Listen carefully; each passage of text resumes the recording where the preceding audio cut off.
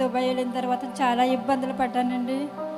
ఇబ్బందులు పడ్డాక ఎవరో అన్నారు యూట్యూబ్లో అర్ధరాత్రి అద్భుతాల ఆరాధన చూడమ్మా మీకు ఉన్న బలహీనత పోతుందని చెప్తే చూస్తానండి. పాల్గొన్నప్పుడు 3 శత్రు నాలోంచి వెళ్ళిపోనియండి. అప్పుడు అనుకున్నాను నిన్నింటికి వెళితేనైనా నీ సన్నిధికి వెళ్ళి సాక్ష్యం చెప్పుకుంటాను అని అనుకున్నాను. క్షేమంగా దేవుడు తీసుకొచ్చాడు. చూడండి సహోదరి, వారు దుబాయ్లో వర్క్ చేస్తున్నారు.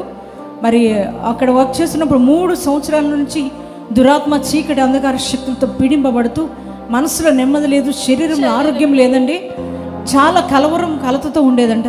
ఆ అర్ధరాత్రి అద్భుతాల ఆరాధనలో తను పాల్గొన్నప్పుడు దైవ శక్తి మరి దుబాయ్లో ఉన్న తన్ను తాకిందంట.